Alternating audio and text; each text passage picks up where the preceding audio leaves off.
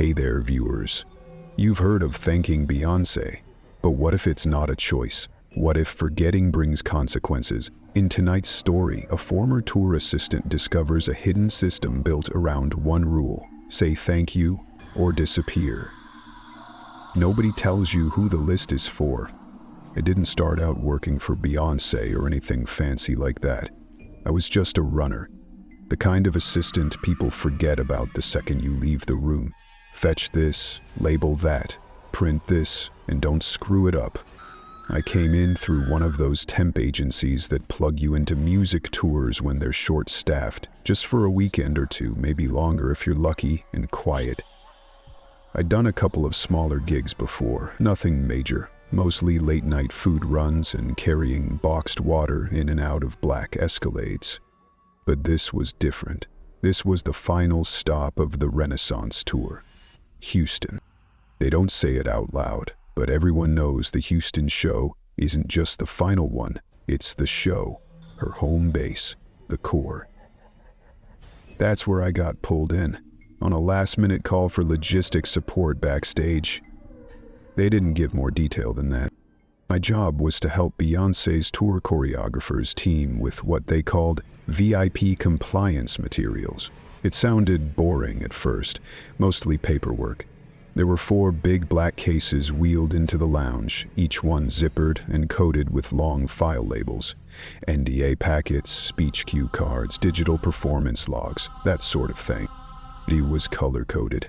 White folders for production, silver for dancers, black for crew. And then there was one red folder, just one. Slim, marked in all caps. TY_42_MIRROR. TY______mirror. I didn't think anything of it, just assumed it was a text script or lighting cue code. Still, I was told to leave that folder for floor access only, meaning only 3 people had permission to open it. The head speech handler, the choreographer, and someone named Sienna. I'd never met her, but people dropped her name like she was some sort of myth.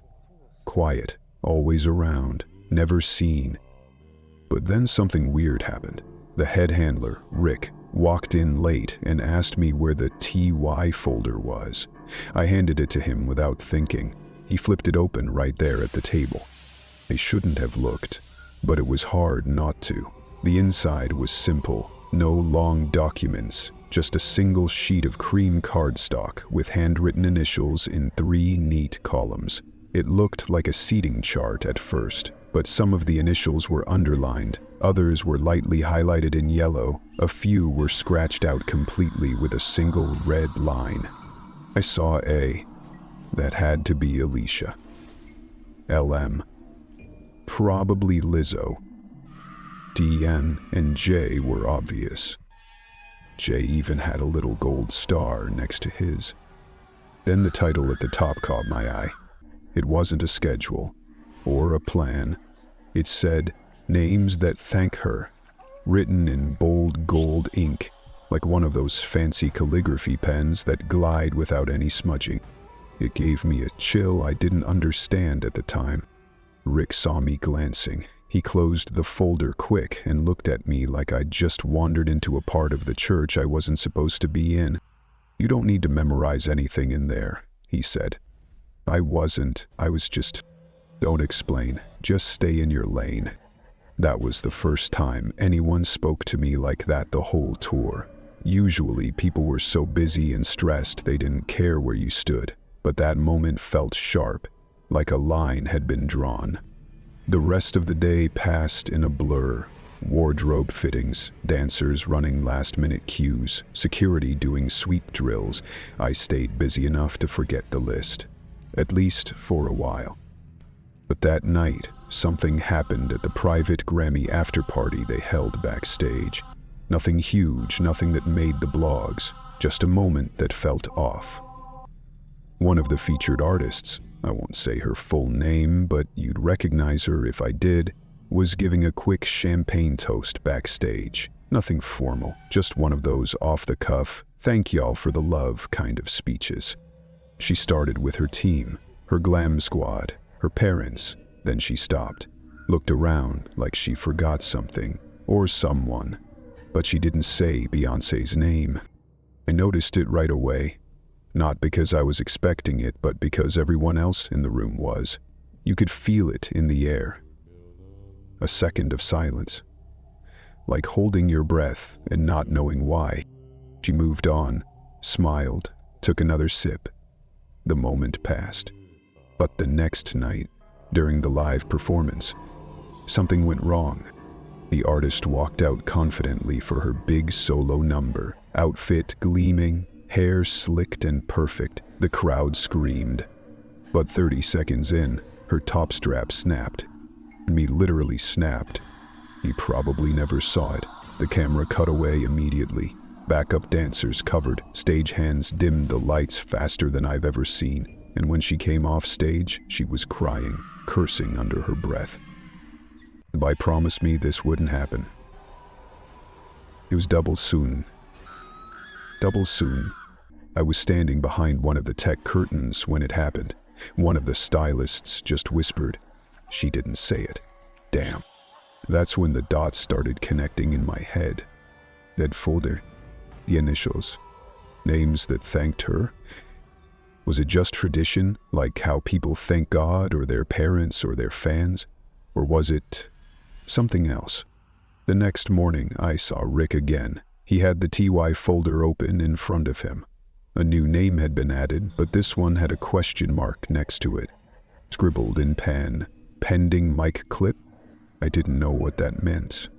Later that day, I brought over a tray of badge lanyards for VIPs. I passed Sienna. Yes, she was real, thin, quiet, no makeup, always in motion. She barely looked at me, but as I placed the tray down, I noticed a slip of paper tucked into her binder. It had 3 lines written in small black print. Rehearsals are optional, gratitude is not. Thank you, compliance expected before second act. Failure to submit may result in loop. What the hell was a loop? Wanted to ask someone, but nobody talked about this stuff. It was like some unspoken backstage rule. You just don't ask. You deliver what you're told. You sign what's handed to you. You smile when you're told to smile. I wasn't a dancer or an artist. I wasn't even on the main payroll. I was just some girl pushing papers and carrying chargers. So why did I feel like I was seeing something I wasn't supposed to? And why did it feel bigger than just thank you? That night, while packing up equipment near the East Wing storage hall, I saw the TY_42_ mirror folder again. Only this time, it was being handed off by Rick to someone in all black with a blank lanyard. No name, no tour tag. They took it and walked straight into the mirror room. That's what the dancers called it. A tiny black-walled side room with a mounted 2-way glass panel. You never go in unless you're told to. I always thought it was some kind of pre-show pep room, but that night I watched as 3 people entered, one at a time, came out looking pale. None of them spoke afterward, not even to each other. I asked one of the junior stylists the next day if the TY list moved venues with the tour. She just gave me a weird look and said, "It's never out of range." Out of range? Like a phone signal? That was the last day of my contract. Was never called back for another show. Never got an exit interview. Never even got a proper sign-off email.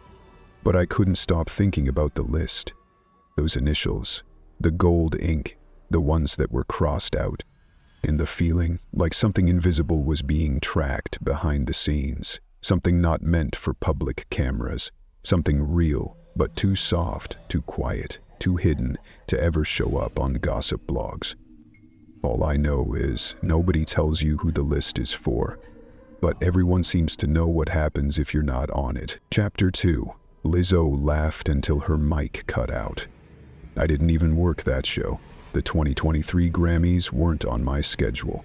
But I had a friend on the AV crew who kept me in the loop. said they needed hands for sound check, and I could sit in if I didn't mind staying out of frame.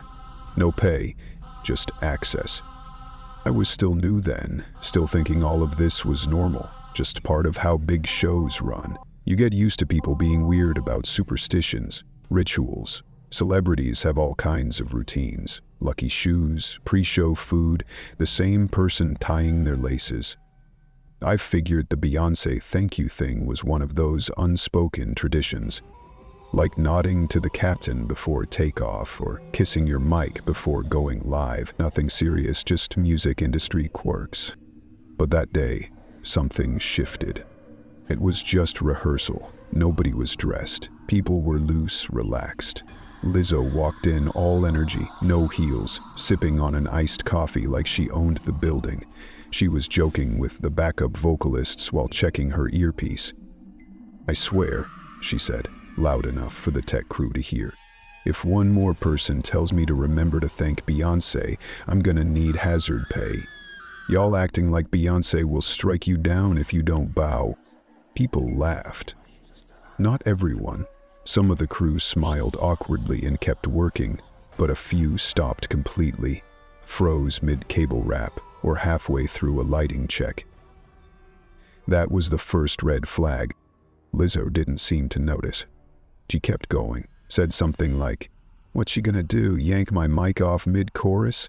Then she did a mock gasp and pretended to look up at the ceiling. "Oh no, the Queen is watching." Another laugh, this one quieter. And then her mic cut out.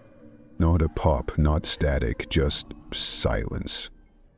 She tapped the earpiece, waved at the sound booth, looked confused, not worried yet.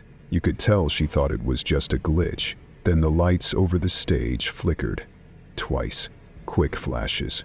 One of the spotlight rigs shifted suddenly and made a loud creaking noise, like it hadn't been tightened. The room went cold. I remember that part the most. The temperature didn't actually drop, but the mood did. Everyone stopped talking. The sound team looked at each other without moving. One of the handlers walked across the stage, no rush in her step, but with a tightness in her eyes. She whispered something to the guy at the board. He nodded and flicked a switch, and the mic came back on. No announcement, no apology, just a quiet reset, like nothing happened. Lizzo gave a half smile. "Okay, Beyonce, my bad," she joked, trying to shake it off. "You win." But her laugh didn't hit the same. It felt nervous. I didn't think about it again until hours later.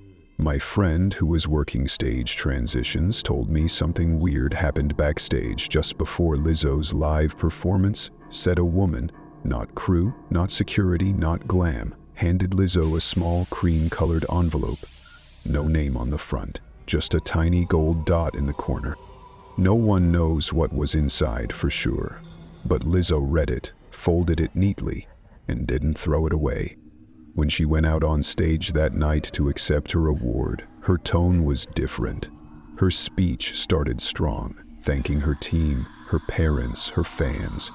But then she paused, just for a second, like she was remembering something she forgot. Then she looked straight ahead, took a breath, and said, "And Beyon, thank you for being my light, my foundation. I wouldn't be standing here without you." It was the kind of line that would normally feel casual or sweet, but her voice cracked, like it wasn't a line she'd practiced, like she didn't want to say it but needed to. The crowd went wild. Media called it a beautiful moment of sisterhood. Clips went viral with titles like "Lizzo's tribute to Beyonce will make you cry." Commentators framed it as mutual respect. But something about it felt off to me. Not the words themselves, but the way she said them. I replayed that video later just to double-check I wasn't imagining it. She looks nervous, just for a moment, like she's being watched or judged. And that envelope never came up again. Not in interviews, not in any backstage shots, no fan accounts mentioned it. My friend tried asking one of the handlers about it a week later and was told that wasn't part of show protocol. But the phrase written on the card leaked eventually. One of the interns working in wardrobe posted it anonymously to a Reddit thread that got buried almost immediately. It said, "This time, say it clearly." That's all. No threat, no signature, no date. And she did. She said it clearly, very clearly, loud enough for the cameras and the press and the audience and whoever else might have been watching from above. After that, I started paying more attention to the pattern. It wasn't just Lizzo. At the same show, Adele stopped mid-speech to thank Beyonce first. Before her label, before her son. "You are the artist of my life," she said, voice trembling, almost rehearsed. Nobody questioned it, because who wouldn't thank Beyoncé? She's a legend, a global icon. Everyone loves her. But that's the trick, isn't it? It's not whether they mean it, it's whether they say it in public, on camera, in perfect clarity. Jay-Z, same thing. A few years later, during the 2024 show, he got up with Blue Ivy and thanked Beyoncé on stage. Some people said it was sweet, others thought it was odd. Why was he thanking his own wife for a speech that wasn't about her? But I saw the same signs, the same envelope, the same pre-speech visit from someone who wasn't part of crew. It's like there's this invisible current running through these moments. Everyone plays along, but no one explains the rules. At some point, the thank you stopped being a gesture and became a requirement. I brought this up once, just casually, over dinner with a friend from another tour. She used to manage rehearsal footage. I asked her if she ever noticed the same pattern. She didn't answer right away. Then she said, "You know how they say the devil doesn't want worship, just acknowledgement? That's what it feels like." I didn't know what to say to that. Maybe it sounds dramatic. Maybe it's just nerves, stage anxiety, ritual for the sake of comfort. Maybe it's all coincidence and performance and industry politics. But I've seen enough now to know when something isn't random. The envelopes, the way they're delivered, the way people pause before saying her name, like they're searching for the right intonation, like they're being heard even if they don't know where from. Years later, I came across a sound engineer who once worked the 2017 Grammys. He remembered Adele's mic glitching twice during her dress rehearsal. Said she kept asking, "Can we do it again?" even when nothing seemed wrong. She opened her final speech by breaking the trophy and saying it belonged to Beyonce. People said it was a metaphor, a tribute. But what if it was a correction? I don't know who sends the envelopes or how they know when someone needs reminding, but I do know this. The ones who say thank you always come back. They get callbacks, awards, legacy documentaries. The ones who don't? They fade, quietly, quickly, sometimes so quietly you forget they were even there. And now, every time I hear someone say her name during a speech, I listen for the tone. Is it joy? Or is it fear in a glitter dress? The black stage room doesn't exist on the blueprint.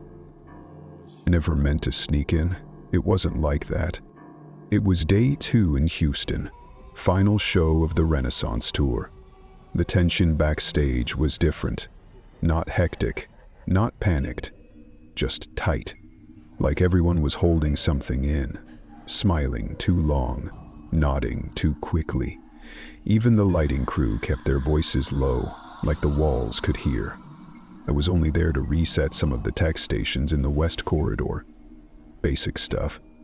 Check the dimmer board, reconnect the patched cables, run a quick diagnostics file. They didn't trust the Wi-Fi in certain corners of the venue, so we had to do everything hardwired and manual. The layout was familiar by now. I'd seen the maps, walked the routes, I knew where each hallway led. But that morning, something changed. I was passing the north stairwell when I saw a hallway I hadn't seen before. It wasn't hidden, exactly, just unlisted. There should have been a wall there, plain and gray like the rest. But now there was a narrow hallway, freshly painted, clean edges, same overhead lights as the rest of the venue. I pulled out the printed blueprint I kept folded in my back pocket, one of the originals they gave us when we were cleared for load-in. No hallway, not even a doorway, just a blank section marked storage, unassigned. But now here it was, clear as day. No sign, no code, just a smooth black strip running straight back into the building's spine. I stood there for a moment, holding a coil of cable in one hand. No one else was around. Most of the crew had gone for the lunch break stagger. I could hear faint music rehearsals happening 2 floors up. I knew I shouldn't, but I walked in anyway. The hallway was short, 10 steps, maybe less, and completely silent. No echoes, no ambient hum from the lighting rigs. It was the first time in that entire arena that I felt fully sealed off from sound. At the end of the hallway was a single black door, no handle, just a thin metal bar, flush with the surface. I nudged it, expecting it to be locked. But it opened with the softest click I've ever heard. The room beyond it was hard to describe. Everything was black. Not just dark, but black. The kind of black that eats up light. The walls, floor, even the ceiling were coated in a matte finish that seemed to trap reflections. No shine, no glare, just endless flatness. In the middle of the room sat a chair. Plain metal, bolted to the floor, facing a single wall where a small circular camera lens poked out, embedded into the surface with no wires, no casing. The camera wasn't blinking, no red light, no power indicator. Still, I knew it was on. There was a faint hum, so soft you could miss it unless you were standing right there. Then, from a speaker hidden somewhere in the wall, a voice came through.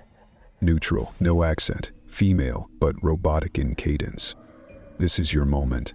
State your gratitude. Let the record receive your words. It repeated, again and again. Same tone, same timing, a loop that never ended. I stepped inside, letting the door close behind me. The hum didn't get louder, but I swear I felt it in my chest, like a presence. Like I was standing inside the inside of a speaker. There were no lights in the room except the one above the chair, a perfect white spotlight that didn't touch the walls or floor. I looked around and saw a mounted console tucked behind a panel near the corner. It was one of the standard control terminals they used for lighting, sync, and security access. Probably wasn't meant to be left on, but someone forgot. Curious, I tapped the screen. It was already logged in. What came up was a terminal display with 5 names listed in white. Adele, The Weeknd, Zendaya, Doja Cat, and one I didn't recognize. Just 3 letters. M. Mie. Each name had a timestamp next to it and a tag that read, TY session confirmed. They were recent, all within the past 3 days. I scrolled further and saw an option to view archive logs. Access was locked. I didn't try. I wasn't ready to see more. But something clicked in my brain in that moment. This wasn't a metaphor. This wasn't industry talk or tradition or superstition. There was a room. A literal physical space where celebrities came, one by one. No team, no PR handler, just them. A chair, a camera, and a voice telling them to say thank you. For who? For Beyonce? For the machine behind her? The speaker repeated the loop again. And this time, the phrasing made my skin crawl.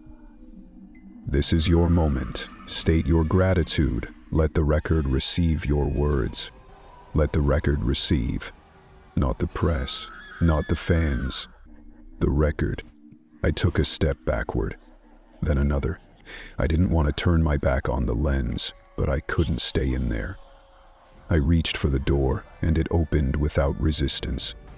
I slipped out and closed it behind me, heart pounding. As I stepped back into the hallway, the light in the corridor flickered for a second.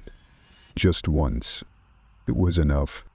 I returned to the tech station like nothing happened. I didn't say anything, didn't mention the hallway, just plugged in the diagnostics drive and sat there, pretending to run system checks while my mind replayed the list of names over and over. Each of them had thanked Beyonce publicly within days of their sessions. I knew this because I looked it up on my phone that night. Not just clips. Timing. Down to the day. They each went on stage, or posted or shared some kind of statement of thanks. Even the vague ones. And the ones who didn't? Gaps, deleted posts, archived clips, apology statements from fans. It was as if the system knew who had completed their session and who hadn't, who had stated their gratitude and who still owed a moment. The next morning, the hallway was gone. I checked. I walked the exact same path, blueprint in hand. Same stairwell, same wall, but now it was blank, cement gray, seamless. No hallway, no door. Protected and dead end marked storage. I asked a fellow crew member about it, someone who'd been on the tour for longer. I kept it casual. Hey, wasn't there a hallway here yesterday? He gave me a look I'll never forget. Not scared, not confused, just resigned. You don't go looking for things that vanish, he said, especially on her shows. That was the only answer I ever got. But I still remember the sound of that voice, the camera lens, the spotlight on the chair. And I wonder how many more names are in that archive, how far it goes back, how often the hallway reappears, and how many people walk through it every year, sit in that chair, and say what they're told. I used to think gratitude was a choice. Now I know better. It's a requirement. And somewhere in Houston, hidden behind a hallway that doesn't exist, there's a room that keeps a record. A room that doesn't forget. Chapter 4. I watched Jay-Z erase his own name. This one started off like the rest. Just another temp assignment through the same back-end crew channel I always used. Nothing flashy, just data cleanup for sponsor reports. A few hours logged in a basement server room, filtering backstage guest logs from the tour's preliminary data pool before it went public. No big deal. Nothing I hadn't done before. The job was to remove duplicates, make sure no one who wasn't approved made it onto the final print, flag spelling inconsistencies, and clean up metadata from some of the older records. The goal was to present a clean, sponsor-friendly version of who had attended various segments of Beyoncé's tour rehearsals and events. Sanitized, polished, controlled. They gave me a station in the back of the media booth, one of those converted storage rooms lined with racks of retired equipment, decommissioned routers, and old drives labeled by year. No one checked on me. I liked it that way. Most of the entries looked the same. Name, timestamp, access clearance, media presence status, and a blank field for comments. That last one usually went untouched. But not this time. Because buried in one of the older folders, under a directory called pre_sked_ty_oldint, was a log that didn't match the format. The document was labeled manually. No auto-generated signature, no tracking ID, just one line typed across the top. Thank you, archive. Loop interference logs. I should have stopped there, should have shut the file and gone back to my approved list. But curiosity is a trap that walks like hunger. It doesn't feel wrong until you're too deep to climb back. Inside were names, dozens of them, each one followed by a series of tags. Some were marked, echo cleared. Others, mirror denied. Then script loop required. And then there was the one that made my stomach lurch. Memory misfires. Erased. That one sat beside a single entry, Jay-Z. Not Jay-Z, not initials like the other lists I'd seen. His full name, Sean Carter. The super duper. It was the only name on the page repeated more than twice. Actually, it was repeated 7 times. Each entry had a different timestamp, all spanning a period of about 3 years. That meant he'd gone through the process not once, not twice, but 7 separate times. I didn't understand the tags, not fully, but the pattern started to take shape in my head. This wasn't attendance. It wasn't scheduling. It was something else. Each tag felt like a verdict. Echo cleared. Maybe that meant the message had been accepted. Mirror denied sounded like something rejected. Script loop required, obvious enough. And memory misfire? I didn't know what that meant until I clicked the video file attached to the last log. There was no password prompt, no encryption. Just a single compressed file, _S Carter _thank entry _7 UNCMP4. It opened to a tight shot of a man sitting in a booth. Soundproofed from the look of it. I recognized the foam wall pattern, same as the black room in Houston, but smaller, more clinical. Jay-Z sat perfectly still. No chains, no hat, just a plain black tee and his wedding ring tapping faintly against the side of the armrest.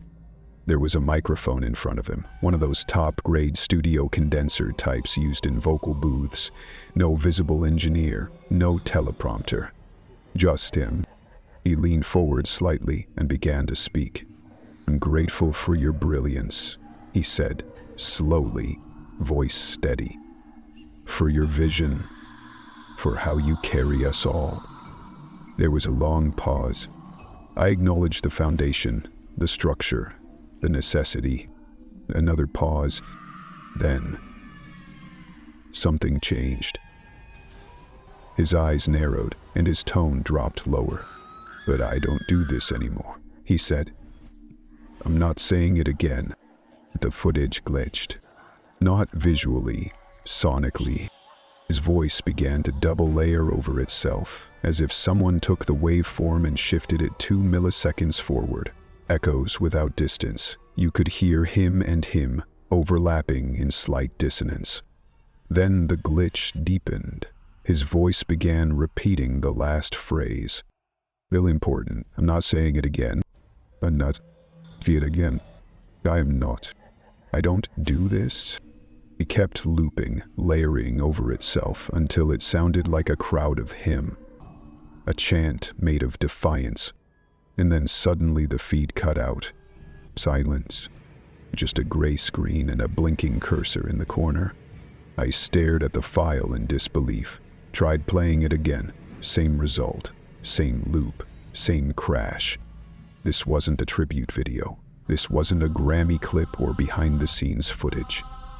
This was something private, internal, not meant to be seen by people like me.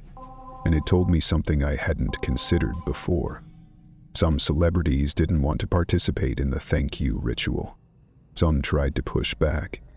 And when they did, the system didn't erase them. It erased the recording, then made them try again. I scrolled back through the older entries. Jay-Z had attempted 6 recordings before this one, each marked with some variation of script loop, unverified or corrupted. One was even marked non-voluntary submission with a timestamp that matched a month when he hadn't made any public appearances. Whatever this was, it didn't stop at consent. There was no option to decline, only to repeat. Until it worked. Until it was usable. Until the voice was clean enough to store, maybe even use. I backed out of the file directory and returned to the approved guest logs. My hands were shaking as I typed. I knew I wasn't supposed to see that folder. I knew there were probably eyes watching the terminal usage somewhere on the network. But no alert came, no warning, just silence. And now I couldn't stop wondering. How many other artists have been caught in that same loop, forced to repeat their thanks until the system found one clean enough to keep? What happens to the recordings that don't pass? Are they deleted? Or do they stay somewhere, buried in a drive, voices layered and distorted, waiting for a signal to be played again? That night, I dreamed of the booth, but it wasn't Jay-Z sitting there anymore. It was me, wearing headphones, repeating the phrase. I acknowledged the foundation, the structure, the necessity, again and again, until the mic cut out, until my own name blinked off the log entirely. Chapter 5. Beyonce only watches the replays. It was the kind of clearance you don't ask for, you just get tapped. A slim black envelope slid under your door at crew housing, or a backstage PA whispering, "You've been reassigned, temporary courier detail." No one tells you why, no one tells you how long. You follow the instructions, and you don't speak unless spoken to. That's how I ended up outside Beyonce's suite, with an encrypted USB drive in my pocket. The label on the envelope said, "Delivery, hand-to-hand transfer only. No transfer, no copy." There was a timestamp printed beneath that, and a small gold seal pressed into the corner. Same seal I'd seen before on the thank you envelopes. I didn't recognize the logo. It wasn't a company, just a shape. A small circle filled in with gold ink, no letters. And the device itself wasn't anything special, just a matte black USB with no markings. But the woman who handed it to me wore a radio earpiece I'd never seen before, and the passcode she gave me for the elevator was 6 digits long, twice the standard access length. I rode up alone. The suite was in a blocked-off wing of the hotel, secured by velvet-lined double doors, and 2 silent guards who didn't scan IDs. They just looked at you, then at your chest. If you didn't flinch, they let you in. No one opened the door for me. I knocked once, and it clicked open from the inside, like someone had buzzed it remotely. The room wasn't flashy. No champagne bottles, no makeup stations or stylists talking over each other. It was quiet, clean, dimly lit, cool, like a gallery or a control room. And there she was, sitting in front of a wall-mounted monitor, legs crossed, head tilted slightly like she was listening to something you couldn't hear yet. Beyonce. I froze. She didn't turn to look, just gestured toward the table beside her. "What's it there?" Her voice was soft, firm, not cold, but final. You didn't ask follow-ups. I walked to the table and set the USB down. Then I hesitated. It wasn't on purpose. My eyes flicked toward the screen, just a reflex, but in that 1 second, I saw what she was watching. Not the concert, not the crowd, not her own performance. She was watching backstage footage, and not just any footage. Specifically, the thank you recordings. I recognized the black stage room, the matte walls, the chair. I saw Doja Cat's session playing, slowed down to quarter speed. Beyonce was staring at the playback, her eyes locked on the singer's mouth. The clip paused as Doja took a breath. With its ending breath, Beyonce didn't blink. Then she pressed play again. Doja said, "Thank you for your grace, your example, your protection." The voice was steady, but Beyonce rewound it and zoomed in. The screen showed a waveform overlay, the kind you see in audio software. She wasn't just watching, she was analyzing, measuring vocal control, timing, breathing. My screen shows an audio layout disorder to a self-controlled state. My aesthetic plan is a good one. The voice was steady, but Beyonce rewound it and zoomed in. The screen showed audio layout disorder to a self-controlled state. My screen shows a monitor hyper-zoned, setup, strain, hyper-zones. Measured breathing, 3 times, frame by frame. I didn't realize how long I'd been standing there until she spoke again. "You can go." That's all she said. But there was something in her voice, a texture, like she knew I'd seen what I wasn't supposed to and didn't need to warn me. I nodded and walked backward toward the door, never turned my back on her, didn't speak. As I stepped out into the hallway, I exhaled for the first time in what felt like a full minute. The suite door clicked shut behind me. Later that night, I talked to one of the dancers. Not a lead, just one of the newer ones. Second line from the back, during Alien Superstar. She was sitting on the floor of the green room, untying her boots, looking distracted. I asked if she was okay. She shrugged, then said something strange. "I skipped my thank you this time," she whispered. I didn't have time to go back into the booth. I didn't respond. She kept talking, like she just needed to say it out loud. I figured it was fine, I'd done it before. I was behind the spotlight anyway. She smiled, but it didn't reach her eyes.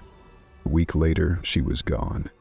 No announcement, no injury, no farewell post. She was just replaced. Her understudy stepped in mid-tour like nothing happened. Her socials went dark, and her bio changed from touring dancer to creative consultant overnight. Nobody mentioned her again. When I brought it up to another crew member in passing, he pretended not to hear me. And then someone else said it quietly, almost like a warning. Beyonce doesn't like surprises. I asked what that meant. They shook their head. She needs gratitude on record. If it's not recorded, it didn't happen. That's when I realized none of the performances really mattered. Not the lights, not the costumes, not the stage tricks or set pieces or vocal runs. Those were for us, the fans, the press, the public. But the real performance, it happened backstage, in a chair, under a camera, in front of a microphone. And Beyonce wasn't watching the shows. She was watching the replays. Every breath, every sentence, every syllable of thank you looped and archived and categorized. She wasn't looking for admiration. She was measuring compliance. Because gratitude wasn't a feeling. It was a submission. And she needed proof. I don't know what happens to the recordings after she watches them, whether they're stored, deleted, filed away in some vault labeled with initials and timestamps. But I know this. She watches. She replies. She listens. And if the rhythm's off, if the voice shakes too much, if someone forgets the script, they don't just get cut. They get replaced. And the world keeps spinning like they were never there. Chapter 6. The archive knows who forgot. It was supposed to be a routine tech cleanup. They called it a reductant server failure, one of those low-priority back-end issues that only got attention when it started affecting other systems.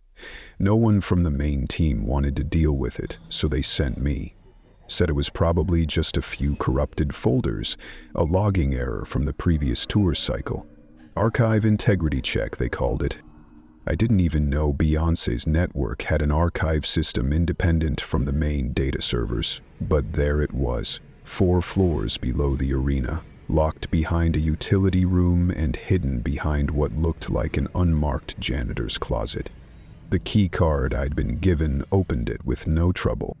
The room was cold. Not freezing, but cold in that way server rooms always are. Dry air, humming walls, racks of blinking light stretching from floor to ceiling.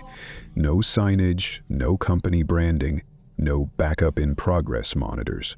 Just a single industrial desktop connected to a central console marked TY Archive Control. Node A3. I sat down and logged in using the code they gave me. That's when I saw the file tree. It wasn't organized by year or tour or event. It was organized by names. Not full names, initials. Same style I'd seen on the thank you list back in Chapter 1. Each folder had 2 subfolders, primary and section raw. The primary folders were clean, sharp audio files labeled with timestamps. I clicked through a few at random, and what I heard chilled me. Celebrities, Big ones, household names. Saying thank you, but not the kind you say to the press, not the kind you say on TV. These were different. Whispers, declarations, some shaking, some perfectly calm like they were reading from a page. Thank you for letting me belong.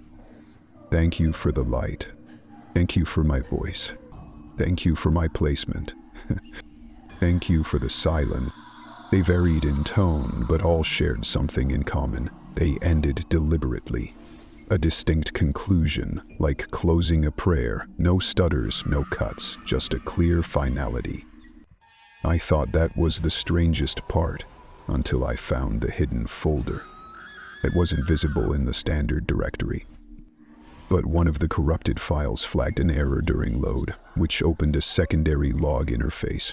From there, I saw it. Your folder called Forgotten, buried beneath the primary archive structure. Password protected, but not encrypted. The code had been left in the backup log, probably for internal testing. I typed it in. The folder opened. Inside were hundreds of audio files. But these weren't like the others. Their titles weren't neat. They were messy, glitchy, filled with random strings. The system had auto-named them using incomplete metadata.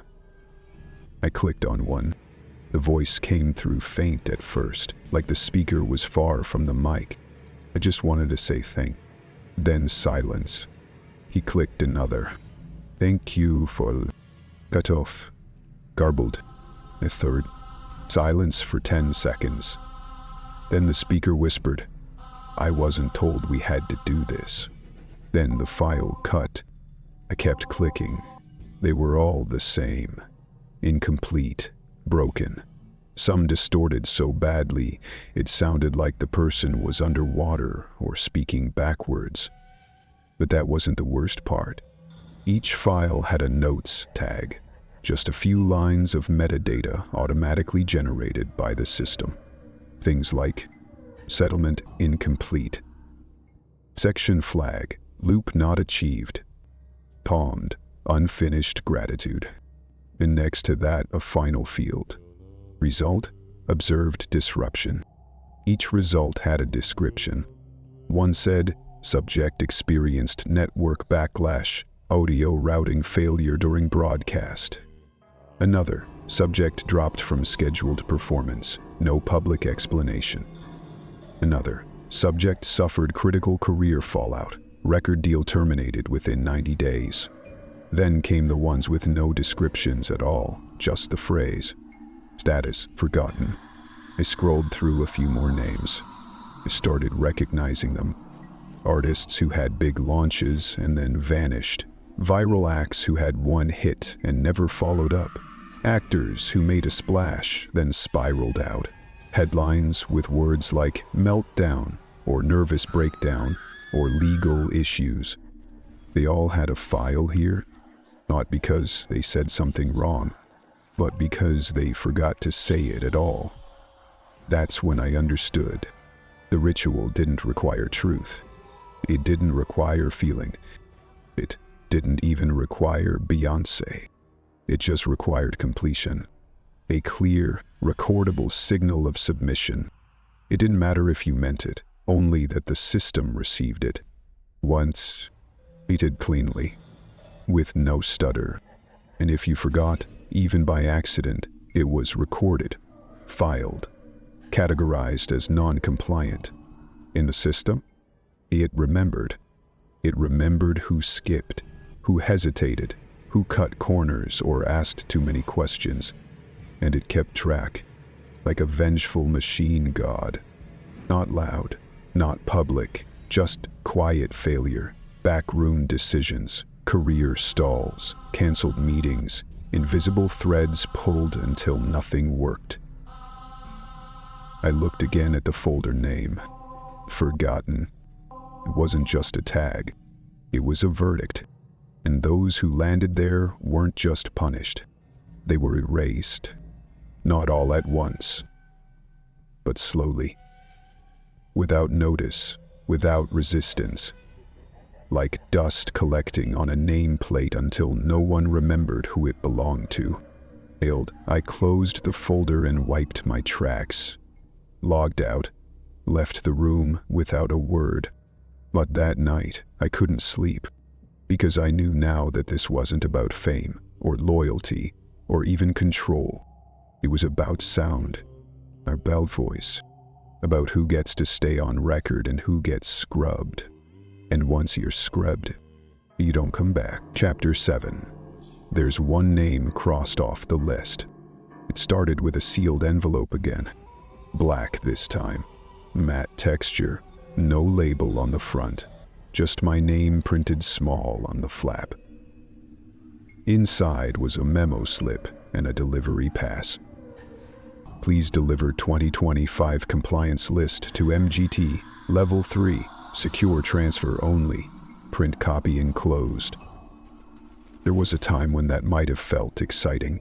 Getting sent to Level 3 meant you were being trusted, being seen, but now, I knew better. Level 3 wasn't where you moved up, it was where you learned things, quietly and usually alone. I took the envelope and scanned through the pages. At first glance, it looked like any other end-of-tour document, just a compliance roster, internal only. Each name checked off against recorded materials, confirming which artists had completed their TY session, who had thanked her properly. But about halfway through, paper clipped to the rest, was a new document. It wasn't printed on standard paper, it was heavier, textured. The title was printed in tiny silver letters across the top. Final thanks, cleared for eternity. Just one page. And just one name. Burns. No timestamp, no session ID, no tag.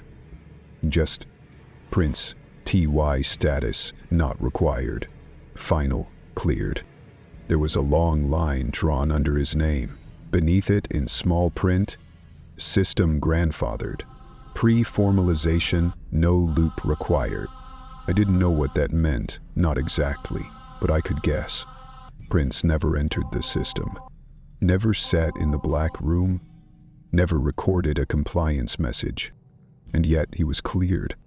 I brought the list to the office as instructed. No one spoke as I walked in.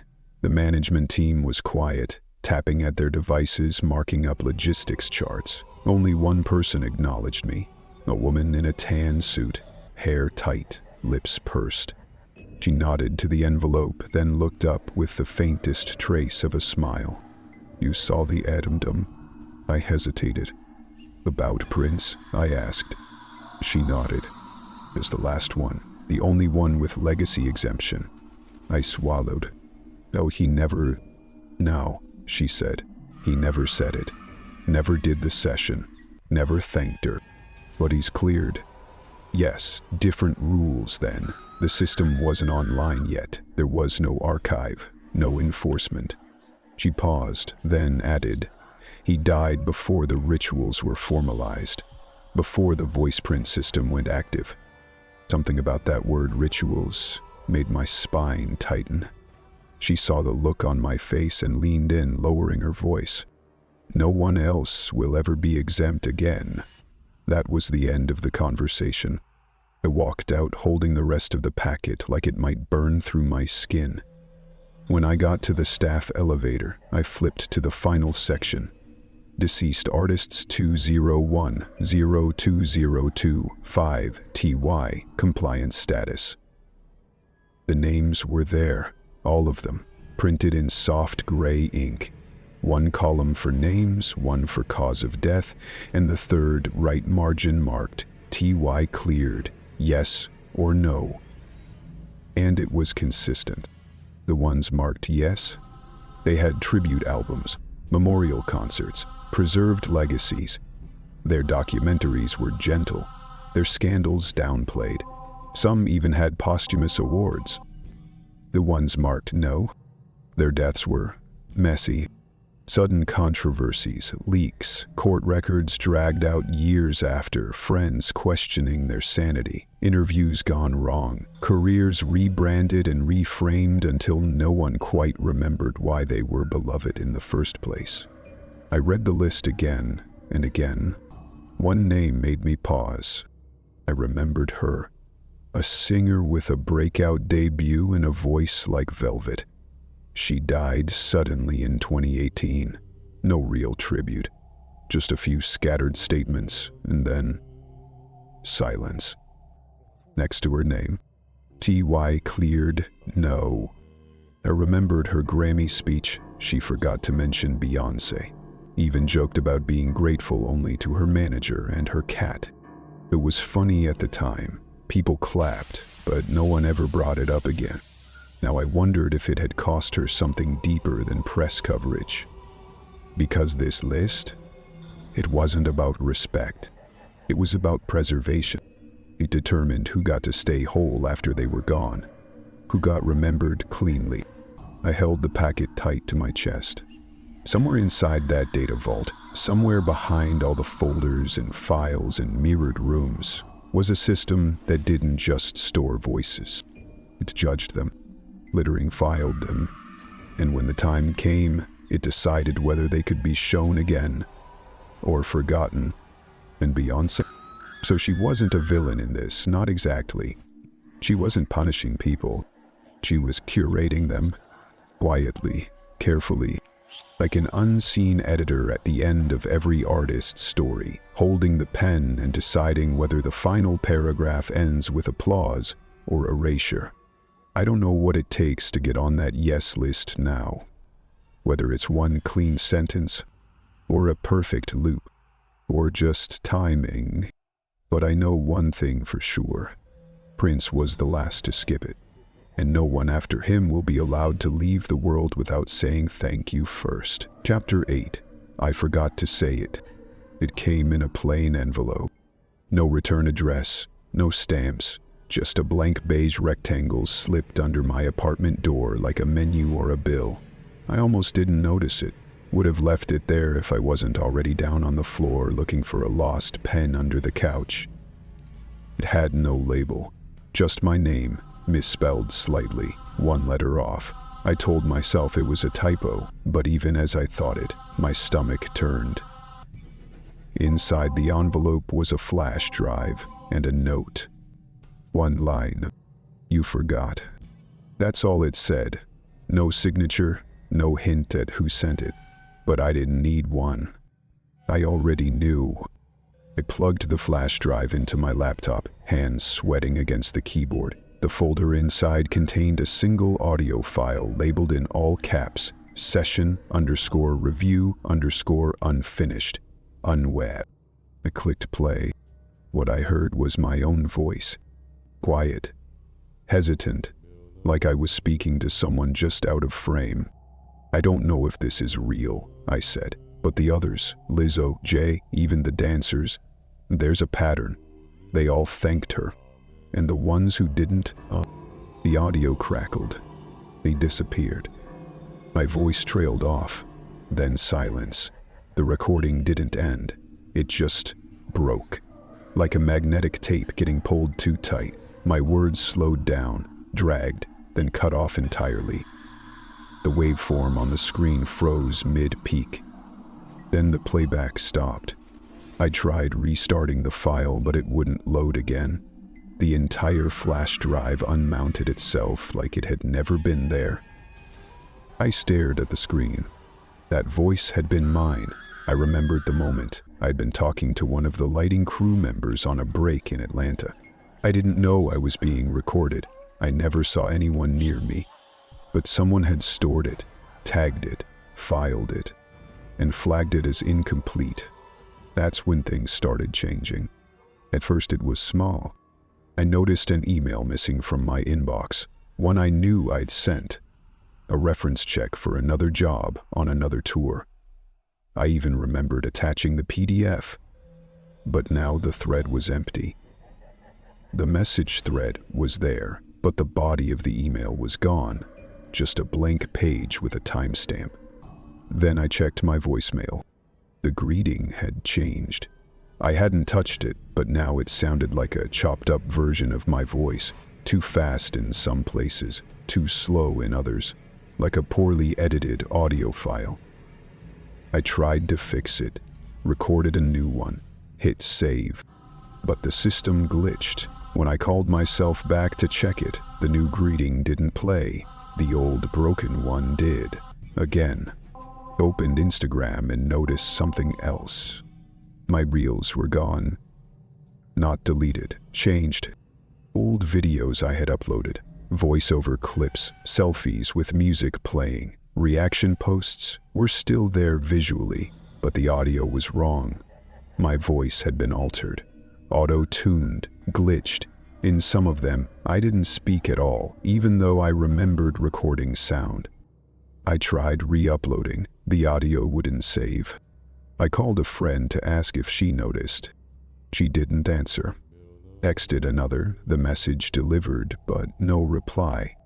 Within 3 days, 5 different people stopped responding to me entirely.